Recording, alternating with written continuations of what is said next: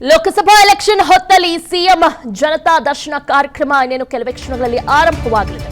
ವಿಧಾನಸೌಧದಲ್ಲಿ ಜನಸ್ಪಂದನ ಕಾರ್ಯಕ್ರಮ ನಡೆಯಲಿದೆ. ಲೋಕಸಭಾ ಎಲೆಕ್ಷನ್ ಟೈಮ್ ಈಗ ಸಾಕಷ್ಟು ಜನ ಬರ್ತಾರೆ ದೂರದ ಊರುಗಳಿಂದ. ಈಗ ಅವರ ಆಹ್ವಾನನ್ನ ಸ್ವೀಕರಿಸಲಿದ್ದಾರೆ. ಇವತ್ತು ಇಡೀ ದಿನ ಇರುತ್ತೆ ಜನತಾ ದರ್ಶನ ಕಾರ್ಯಕ್ರಮ.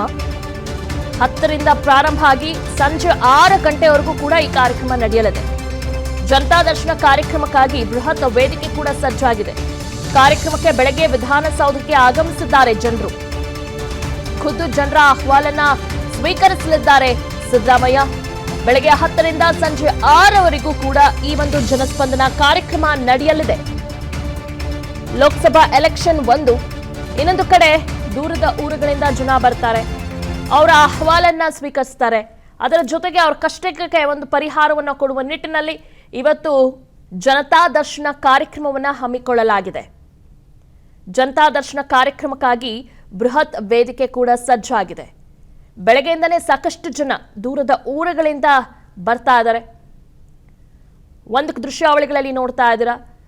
ಈ ಒಂದು ಜನತಾ ದರ್ಶನ ಕಾರ್ಯಕ್ರಮದಲ್ಲಿ ಭಾಗಿಯಾಗುವವರ ಬ್ಯಾಗ್ ಎಲ್ಲ ಕೂಡ ತಪಾಸಣೆ ಮಾಡ್ತಿದ್ದಾರೆ. ಸಾಕಷ್ಟು ಪೊಲೀಸರನ್ನ ನಿಯೋಜನೆ ಮಾಡಲಾಗಿದೆ. ಇನ್ನೊಂದು ಕಡೆ ಸಿಎಂ ಜನಸ್ಪಂದನ ಕಾರ್ಯಕ್ರಮಕ್ಕೆ ದೂರದ ಊರುಗಳಿಂದನೂ ಕೂಡ ಜನ ಬರ್ತಾ ಇದ್ದಾರೆ. ಲೋಕಸಭಾ ಎಲೆಕ್ಷನ್ ಟೈಮ್ ಅಲ್ಲಿ ಈ ಒಂದು ಜನಸ್ಪಂದನ ಕಾರ್ಯಕ್ರಮವನ್ನು ಹಮ್ಮಿಕೊಳ್ಳಲಾಗಿದೆ.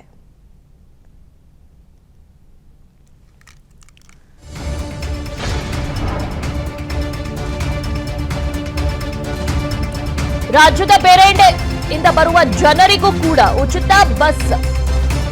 ವಿಧಾನಸೌಧದ ಬಳಿ 8,000ಕ್ಕೂ ಹೆಚ್ಚು ಆಸನದ ವ್ಯವಸ್ಥೆಯನ್ನು ಮಾಡಲಾಗಿದೆ. ಸಮಸ್ಯೆ ಆಲಿಸಲು 36 ವಿವಿಧ ಇಲಾಖೆ ಕೌಂಟರ್ ಕೂಡ ಓಪನ್ ಮಾಡಲಾಗಿದೆ. ಕೌಂಟರ್ಗಳಲ್ಲಿ ಇಲಾಖೆ ಹಿರಿಯ ಅಧಿಕಾರಿಗಳೇ ಹಾಜರಾಗಿದ್ದಾರೆ. ರಾಜ್ಯದ ಬೇರೆಡೆಯಿಂದ ಬರುವವರಿಗೆ ಅವ್ರಿಗೂ ಕೂಡ ಉಚಿತ ಬಸ್ ವ್ಯವಸ್ಥೆಯನ್ನ ಮಾಡಲಾಗಿದೆ. ವಿಧಾನಸೌಧದ ಬಳಿ 8,000ಕ್ಕೂ ಹೆಚ್ಚು ಆಸನದ ವ್ಯವಸ್ಥೆಯನ್ನ ಮಾಡಲಾಗಿದೆ. ಸಮಸ್ಯೆಯನ್ನ ಆಲಿಸೋದಕ್ಕೆ ಅಂತಾನೆ 36 ವಿವಿಧ ಇಲಾಖೆ ಕೌಂಟರ್ಗಳು ಕೂಡ ಓಪನ್ ಆಗಿದೆ.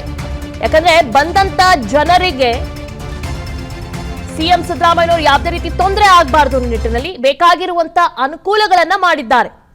ಈಗ ದೂರದ ಊರುಗಳಿಂದ ಬರ್ತಾರೆ, ಚಾರ್ಜ್ ಕೊಟ್ಟು ಬರ್ತಾರೆ. ಆದ್ರೆ ಕೆಲವೊಮ್ಮೆ ಸಿದ್ದರಾಮಯ್ಯನ ಭೇಟಿ ಮಾಡಬಹುದು, ಮಾಡದೇನೂ ಇರಬಹುದು. ಇದಕ್ಕಾಗಿ ಅಂತಾನೆ ಇವತ್ತು ಬೆಳಗ್ಗೆ 10 ಗಂಟೆಯಿಂದ 6 ಗಂಟೆವರೆಗೂ ಕೂಡ ಈ ಒಂದು ಕಾರ್ಯಕ್ರಮ ನಡೆಯುತ್ತೆ. ಅದರ ಜೊತೆಗೆ ಫ್ರೀ ಬಸ್ ಫೆಸಿಲಿಟಿ, ರಾಜ್ಯದ ಬೇರೆಡೆಯಿಂದ ಬರುವ ಜನರಿಗೆ ಉಚಿತ ಬಸ್ ವ್ಯವಸ್ಥೆ ಕೂಡ ಮಾಡಲಾಗಿದೆ. ವಿಧಾನಸೌಧದ ಬಳಿ 8,000ಕ್ಕೂ ಹೆಚ್ಚು ಆಸನದ ವ್ಯವಸ್ಥೆ ಕೂಡ ಮಾಡಿದ್ದಾರೆ. ಕೌಂಟರ್ಗಳಲ್ಲೂ ಕೂಡ ಇಲಾಖೆ ಹಿರಿಯ ಅಧಿಕಾರಿಗಳೇ ಹಾಜರಾಗಿದ್ದಾರೆ. ನಾವು ನೋಡ್ತಾ ಇದ್ದೀವಿ ದೃಶ್ಯಾವಳಿಗಳಲ್ಲಿ ಹಿರಿಯ ಅಧಿಕಾರಿಗಳೇ ಇದ್ದಾರೆ. ಕೌಂಟರ್ಗಳಲ್ಲೂ ಕೂಡ ಸಾಕಷ್ಟು ಕೌಂಟರ್ಗಳನ್ನ ತೆರೆದಿದ್ದಾರೆ. ಕಳೆದ ಬಾರಿ ಸಿದ್ದರಾಮಯ್ಯ ಜನಸ್ಪಂದನ ಭರ್ಜರಿ ಸಕ್ಸಸ್ ಆಯಿತು. ಜನತಾ ದರ್ಶನದಲ್ಲಿ 4,130 ಅರ್ಜಿಯನ್ನ ಸಲ್ಲಿಕೆಯಾಗಿತ್ತು. ಈ ಬಾರಿ ಜನಸ್ಪಂದನಕ್ಕೆ ಇನ್ನೂ ಹೆಚ್ಚು ಅರ್ಜಿಗಳ ನಿರೀಕ್ಷೆ ಇದೆ. ಈ ಹಿಂದೆ ಕೂಡ ಸಿಎಂ ಸಿದ್ದರಾಮಯ್ಯ ನೇತೃತ್ವದಲ್ಲಿ ಒಂದು ಜನಸ್ಪಂದನ ಕಾರ್ಯಕ್ರಮ ನಡೆದಿತ್ತು. ಆ ಒಂದು ಜನಸ್ಪಂದನ ಕಾರ್ಯಕ್ರಮ ಕೂಡ ಭರ್ಜರಿ ಸಕ್ಸಸ್ ಅನ್ನ ಕಾಣ್ತು. ಸಾಕಷ್ಟು ಜನ ದೂರದ ಊರುಗಳಿಂದ ಬಂದಿದ್ರು. ಅವರ ಎಲ್ಲ ಕಷ್ಟಕ್ಕೂ ಕೂಡ ಸಿಎಂ ಸಿದ್ದರಾಮಯ್ಯ ಅವರು ಸ್ಪಂದಿಸಿದ್ರು, ಅವರ ಅಹವಾಲನ್ನ ಸ್ವೀಕರಿಸಿದ್ರು. ಈ ಬಾರಿ ಕೂಡ ಜನಸ್ಪಂದನಕ್ಕೆ ಇನ್ನೂ ಹೆಚ್ಚು ಅರ್ಜಿಗಳ ನಿರೀಕ್ಷೆ ಕೂಡ ಇದೆ. ಈಗಾಗಲೇ 8,000ಕ್ಕೂ ಹೆಚ್ಚು ಆಸನದ ವ್ಯವಸ್ಥೆಯನ್ನ ಮಾಡಿದ್ದಾರೆ. ರಾಮದುರ್ಗದ ಇರೋದು ಮನಿ ಸರ್, ನಾವು ಇರೋದು ಹುಬ್ಳ್ಯಾಗೆ. ಅಲ್ಲಿ ನಾವು ನಮ್ಮ ಮನೆ ಬಿದ್ದೈತಿ. ಅದು ಮಳೆ ಹೆಚ್ಚಾಗಿದ್ದಕ್ಕೆ ಮಲಪ್ರಭಾ ಡ್ಯಾಮ್ಲಿಂದ ನೀರು ಬಿಟ್ಟಿದ್ರು. ನಮ್ಮ ಮನೆಗೆ ನೀರು ಬಂದು 2-3 ನೀರು ನಿಂತಿತ್ತು ಮನೆಯಲ್ಲಿ. ಅವರು ಅಲ್ಲಿ ಸಾಹೇಬ್ರಿ ಮೊದಲು ಬಿಜೆಪಿ ಸರ್ಕಾರದಾಗ ಎಲ್ಲರಿಗೂ 10,000 ರೂಪಾಯಿ ಕೊಟ್ಟರು ಮನೆಗೆ ನೀರು ಬಂದಿದ್ದಕ್ಕೆ. ಆಮೇಲೆ ಬಿದ್ದವರಿಗೆ 5 ಲಕ್ಷ ರೂಪಾಯಿ ಕೊಟ್ಟರು. ನಮ್ಮದು ನೀರು ಬಂದು ಹೋಗೈತಿ ಮತ್ತು ಮನೆ ಬಿದ್ದೈತಿ. ಅದಕ್ಕೆ ನಮಗೆ 5 ಲಕ್ಷ ರೂಪಾಯಿ ಏನು ಕೊಟ್ಟಿಲ್ಲ ಪರಿಹಾರ. ಅದಕ್ಕೆ ನಮ್ಮ ಮನೆ ಬಿದ್ದೈತಿ. ಮನೆ ಕಟ್ಟೋ ಸಲುವಾಗಿ ಅದಕ್ಕೆ ಅವ್ರು ಏನು ಕೊಟ್ಟಿಲ್ಲ. ಈಗ ಸಿದ್ದರಾಮಯ್ಯ ಸಾಹೇಬ್ರು ಏನಾರ ಕೊಡ್ತಾರಂತೆ. ಅದಕ್ಕೆ ನಾವು ಈಗ ಅವ್ರ ಕಡೆ ನಾವು ಪತ್ರ ಸಲ್ಲಿಸಕ್ಕೆ ಬಂದೇವಿ. ಇರೋದು ಹುಬ್ಳಿಯಲ್ಲಿ. ನಾವು ನಮ್ಮ ಇರೋದವ್ರ ಮನೆ ರಾಮದುರ್ಗ, ಬೆಳಗಾವಿ ಜಿಲ್ಲೆ. ಬೆಳಗ್ಗೆ ಸರ್, ನಾವು ಹೊನ್ನಾಳಿ ತಾಲೂಕು ಸಾಸವಳ್ಳಿ ಹೋಬಳಿ ಉರುಳಹಳ್ಳಿ ಗ್ರಾಮದಿಂದ ಬಂದೀವಿ. ನಮ್ಮ ಅಣ್ಣರು ಸುಮಾರು 20 ವರ್ಷದಿಂದ ಬಗರುಕುಂ ಸಮಿತಿ ಅದರಲ್ಲೇ 1 ಎಕರೆ ಜಮೀನು ಮಂಜೂರಾದ್ರೂ ಇವತ್ತಿನವರೆಗೂ ಸಾಗುವಳಿ ಕೊಟ್ಟಿಲ್ಲ ಹೊನ್ನಾಳಿ ತಹಸೀಲ್ದಾರ್ಗಳು. ಅದು ಬೇಕಾದ್ರೆ ಜಮೀನು ಇದ್ದವರಿಗೆ, ಅಡಿಕೆ ತೋಟ ಇದ್ದವರಿಗೆ, ಉಳ್ಳಂತವರಿಗೆಲ್ಲ ಸಾగు ಮಾಡೋಕೆ ಅವಕಾಶ ಮಾಡಿಕೊಟ್ಟಾರೆ. ಬಡವರಿಗೆ ಯಾರಿಗೂ ಕೊಟ್ಟಿಲ್ಲ. ಆದ್ರೆ ನಮ್ಮ ಅಣ್ಣಗೆ ಒಂದು ಗೆರೆ ಜಮೀನಿಲ್ಲ. ಇವತ್ತಿನವರೆಗೂ ಸಹ ಸಾಗುವಳಿ ಚೀಟಿ ಕೊಡಲ್ಲ. 20-30 ವರ್ಷ ಪತ್ರ ವ್ಯವಹಾರ ಮಾಡಿದ್ದೀನಿ DC, AC, ತಹಸೀಲ್ದಾರ್ಗೆ. ಒಂದು ಮನೆ ಒಂದು ಎಂಡಾಸ್ಮೆಂಟ್ ಇಲ್ಲಿ ತನಕ ಬಂದಿಲ್ಲ. ನಾವು ಚಾಮರಾಜ ಜಿಲ್ಲೆಯಿಂದ ಬಂದಿರೋದು, ಯಳಂದೂರು ತಾಲೂಕು. ನಮ್ಮ ಹುಡುಗಿಗೆ ಕೆಲಸಕ್ಕೆ ಕೆಳಗೆ ಬಂದಿದ್ದೀವಿ. ನಾವು ರಾತ್ರಿ 8 ಗಂಟೆಗೆ ಬಂದದ್ದು, ಇದೇ ಮೊದಲನೇ ಬಾರಿ ಬಂತ ಇರೋದು. ಬರೋದು ಬಂದಿವಪ್ಪ, ಮಾಡ್ಕೊಡೋದು ಬಿಡೋದು ಅವ್ರಿಗೆ ಸೇರಿದ್ದು. ಅವ್ರಿಗೆ ಕರೆದಾರಲ್ಲ, ನಾವೇನು ಕರೆದಿಲ್ವಲ್ಲ, ಬನ್ನಿ ಅಂತ ಕರೆದಿರೋರು ಅವರು. ಬಂದೀವಿ, ನಮ್ಮ ಸಮಸ್ಯೆ ಬಗೆಹರಿಯೋದು ಅವ್ರ ಜವಾಬ್ದಾರಿ. ಲೋಕಸಭೆಗೂ ಇದಕ್ಕೂ ಸಂಬಂಧವಿಲ್ಲ. ಇವರಿರೋವರೆಗೆ ಜನಕ್ಕೆ ಮಾಡಿಕೊಡ್ಬೇಕಾದ್ದು ಇವ್ರ ಜವಾಬ್ದಾರಿ. ಲೋಕಸಭೆ ಎಲೆಕ್ಷನ್ ಕೊಡೋದು ಅವ್ರವ್ರ ದೃಷ್ಟಿ. ಒಬ್ರು BJP ಅಂತಾರೆ. ಚಾಮರಾಜನಗರದಿಂದ ಬಂದಿರೋದು ಮಂಜುನಾಥ್ ಎಸ್ ಅಂತ. ನಿಮ್ಗೆ ಗೊತ್ತು, 2/5/2021 ರಾಷ್ಟ್ರದಂತ ಸುದ್ದಿ ಮಾಡಿದಂಥ ಆಕ್ಷನ್ ದುರಂತ ಗೊತ್ತು. ಆ ದುರಂತವಾಗಿ ಅಂದಿನ ವಿರೋಧ ಪಕ್ಷ ನಾಯಕರಾದ ಸಿದ್ದರಾಮಯ್ಯನವರು, DK ಶಿವಕುಮಾರ್ ಅವರು ಒಂದು ಭರವಸೆ ಕೊಟ್ಟಿದ್ರು. 36 ಕುಟುಂಬಕ್ಕೆ ಒಂದು ಭರವಸೆ ಕೊಟ್ಟಿದ್ರು. ಎಲ್ಲದ್ರ ಬಗ್ಗೆ ಡೀಟೇಲ್ಸ್ ನೀಡ್ತಾರೆ ನಮ್ಮ ಮೆಟ್ರೋ ಬ್ಯೂರೋ ಹೆಡ್ ಅಭಿಷೇಕ್, ಹೇಗಿದೆ ಜನಸ್ಪಂದನ ಕಾರ್ಯಕ್ರಮಕ್ಕೆ ರೆಸ್ಪಾನ್ಸ್? ಆರಂಭ ಆಗಿದೆಯಾ ಏನು? ದಿವ್ಯಾ, ಖಂಡಿತ ಇವತ್ತು ವಿಧಾನಸೌಧ ಶಕ್ತಿ ಕೇಂದ್ರ ಅನ್ನೋ ಪದಕ್ಕೆ ಪರ್ಯಾಯವಾದಂತಹ ಚಿತ್ರಣ ನಾವು ನೋಡ್ತಾ ಇದ್ದೇವೆ. ವಿಧಾನಸೌಧದ ಮುಂಭಾಗದಿಂದ ಅಂದ್ರೆ ಹೈಕೋರ್ಟ್ನ ಗೇಟ್ ಕಡೆಯಿಂದ ಸಾವಿರಾರು ಸಂಖ್ಯೆಯಲ್ಲಿ ಜನರು ರಾಜ್ಯದ ಅನೇಕ ಜಿಲ್ಲೆಗಳಿಂದ ಆಗಮಿಸಿದ್ದಾರೆ. ವಯಸ್ಸಿನ ಮಿತಿ ಇಲ್ಲ ಅನ್ನೋ ರೀತಿ ಯುವಕರಿಂದ ಹಿಡಿದು ಹಿರಿಯರವರೆಗೂ ಅಂಗವಿಕಲರು ಸೇರಿ ವಿಶೇಷ ಚೇತನರು ಕೂಡ ಈ ಒಂದು ಜನಸ್ಪಂದನ ಕಾರ್ಯಕ್ರಮಕ್ಕೆ ಆಗಮಿಸಿರುವಂಥದ್ದು. ಮೊದಲನೇದಾಗಿ CM ಸಿದ್ದರಾಮಯ್ಯರವರೇ ಈ ಒಂದು ಜನರ ಸಮಸ್ಯೆಗಳನ್ನು ಆಲಿಸ್ತಾರೆ ಅನ್ನೋ ಒಂದು ಕಾರಣದಿಂದಾಗಿ ಹೆಚ್ಚಿನ ಭದ್ರತೆಯನ್ನ ನೀಡಲಾಗಿರುವಂಥದ್ದು. ಆರಂಭಿಕ ಹಂತದಲ್ಲೇ ಪೊಲೀಸರು ಮೆಟಲ್ ಡಿಟೆಕ್ಟರ್ಗಳನ್ನು ಅಳವಡಿಸಿ ಪ್ರತಿಯೊಬ್ಬ ಸಾರ್ವಜನಿಕ ಕೂಡ ಆ ಮೆಟಲ್ ಡಿಟೆಕ್ಟರ್ನ ಮೂಲಕವೇ ಒಳಗಡೆ ಬರಬೇಕಾಗಿರುವಂಥದ್ದು. ಅದಾದ ನಂತರ ಬಂದಿರುವಂಥ ಜನರ ಬ್ಯಾಗ್ಗಳ ಪರಿಶೀಲನೆ ಮಾಡಲಾಗುತ್ತೆ. ಆ ಗೇಟ್ನ ಆರಂಭದಲ್ಲೇ ಬ್ಯಾಗ್ಗಳನ್ನು ಆ ಬ್ಯಾಗ್ಗಳಿರುವಂಥ ಡಾಕ್ಯುಮೆಂಟ್ಗಳನ್ನು ಮಾತ್ರ ತೆಗೆದುಕೊಂಡು ಈ ಒಂದು ರಿಸೆಪ್ಷನ್ ಕೌಂಟರ್ಗಳಿಗೆ ಹೋಗೋದಕ್ಕೆ ಅವಕಾಶ. ಓಕೆ, ಮತ್ತೊಮ್ಮೆ ನಮ್ಮನ್ನು ಸಂಪರ್ಕಿಸಿ. ಒಟ್ಟಾರೆ ನೀವು ನೋಡ್ತಾ ಇದ್ದೀರಾ, ದೂರದ ಊರುಗಳಿಂದ ಬಂದಿರ್ತಾರೆ. ಹೌದು, ಈಗ ಜನಸ್ಪಂದನ ಕಾರ್ಯಕ್ರಮ ಸಿದ್ದರಾಮಯ್ಯ ನೇತೃತ್ವದಲ್ಲಿ ನಡೀತಾ ಇದೆ ಅಂದ್ರೆ ಸಹಜವಾಗಿ ಒಂದಷ್ಟು ಭದ್ರತೆ ಕೂಡ ನೀಡಬೇಕಾಗತ್ತೆ. ಅಲ್ಲಿ ಬಂದಿರುವಂತ ಜನರ ಬ್ಯಾಗ್ ಅನ್ನು ಕೂಡ ತಪಾಸಣೆ ಮಾಡ್ತಾ ಇದ್ದಾರೆ. ಮೆಟಲ್ ಡಿಟೆಕ್ಟರ್ ಮೂಲಕ ಎಲ್ಲ ಬ್ಯಾಗ್ಗಳನ್ನು ಕೂಡ ಅಲ್ಲಿ ಚೆಕ್ ಮಾಡ್ತಾ ಇದ್ದಾರೆ. ಅದ್ರ ಜೊತೆಗೆ ಅಲ್ಲಿ ಒಂದು ಕೌಂಟರ್ ಕೂಡ ಇದೆ, ಅಲ್ಲಿ ಅವ್ರ ಬ್ಯಾಗ್ಗಳನ್ನು ಇಡಬೇಕಾಗತ್ತೆ. ಫೈಲ್ಸ್ ಮಾತ್ರ ಕ್ಯಾರಿ ಮಾಡಬೇಕಾಗತ್ತೆ, ಇಷ್ಟು ತೆಗೆದುಕೊಂಡು ಒಳಗಡೆ ಹೋಗಬೇಕಾಗತ್ತೆ ಫೈಲ್ಸ್ ಎಲ್ಲ. ಅದು ಬಿಟ್ಟು ಎಲ್ಲ ಪ್ರತಿಯೊಬ್ಬರನ್ನು ಕೂಡ ಬಂದವ್ರನ್ನ ತಪಾಸಣೆ ಮಾಡ್ತಾ ಇರುವಂಥ ದೃಶ್ಯಾವಳಿಗಳನ್ನು ನೀವು ಗಮನಿಸ್ತಾ ಇದ್ದೀರಾ. ಸಾಕಷ್ಟು ಪೊಲೀಸರನ್ನ ನಿಯೋಜನೆ ಮಾಡಲಾಗಿದೆ. ಅದರ ಜೊತೆಗೆ ಜನಸ್ಪಂದನ ಕಾರ್ಯಕ್ರಮಕ್ಕೆ ಬರುವ ಜನರಿಗೂ ಕೂಡ ಬೇಕಾಗಿರುವಂಥ ವ್ಯವಸ್ಥೆಯನ್ನ ಮಾಡಿದ್ದಾರೆ. ಉದಾಹರಣೆ, ಈಗ ದೂರದ ಊರುಗಳಿಂದ ಬರ್ತಾರೆ, ಜಾಸ್ತಿ ಚಾರ್ಜ್ ಕೊಟ್ಟು ಬಂದಿರ್ತಾರೆ, ಹೀಗಾಗಿ ಅವರಿಗೆ ಉಚಿತ ಬಸ್ ವ್ಯವಸ್ಥೆಯನ್ನ ಮಾಡಲಾಗಿದೆ. ನೋಡಿ, ಇದರಿಂದ ಬಡವರಿಗೂ ಕೂಡ ಸಾಕಷ್ಟು ಅನುಕೂಲ ಆಗುತ್ತೆ. ದೂರದ ಊರುಗಳಿಂದ ಬರೋರಿಗೆ ನಿಜಕ್ಕೂ ಈ ಒಂದು ಜನಸ್ಪಂದನ ಕಾರ್ಯಕ್ರಮದಲ್ಲಿ ಪ್ರತಿಯೊಬ್ಬ ಜನರಿಗೂ ಕೂಡ ಆ ಒಂದು ಸಮಸ್ಯೆಗೆ ಪರಿಹಾರ ಸಿಗಲಿ. ಹೌದು, ಲೋಕಸಭಾ ಚುನಾವಣೆ ಬರ್ತಾ ಇದೆ. ಈ ನಿಟ್ಟಿನಲ್ಲಿ ಎಲ್ಲ ರೀತಿಯಂತಹ ಕಾರ್ಯಕ್ರಮಗಳು, ಸ್ಟ್ರಾಟಜೀಸ್ ಎಲ್ಲ ಪಕ್ಷಗಳು ಕೂಡ ಮಾಡ್ತಾ ಇದೆ.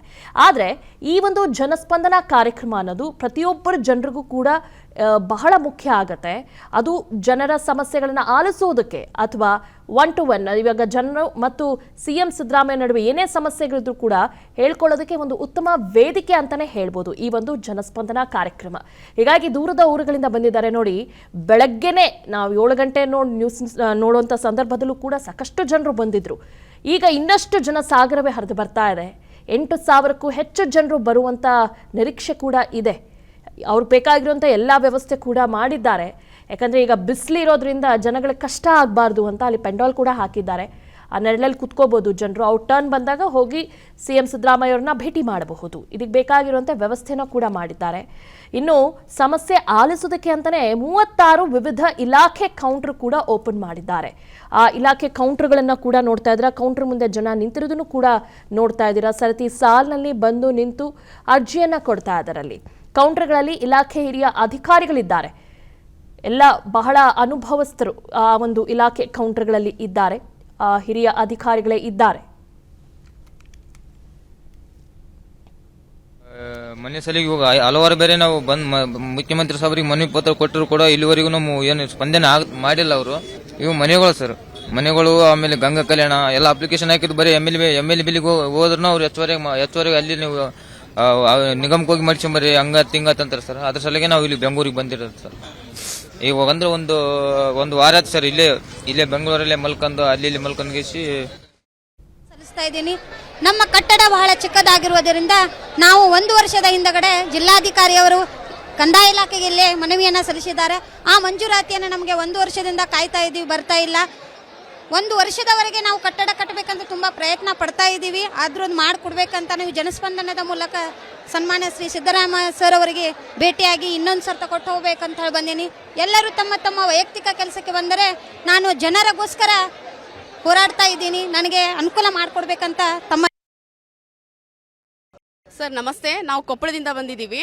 ನಾವು ಪ್ರತಿಯೊಂದು ತಾಲೂಕಿಗೆ ಒಂದೊಂದು KPS ಆಗಿದೆ. KPS ಅಲ್ಲಿ ನಾವು ಪೂರ್ವ ಪ್ರಾಥಮಿಕ ಶಿಕ್ಷಕರಾಗಿ ನಾವು ಸೇವೆ ಸಲ್ಲಿಸ್ತಿದ್ದೀವಿ.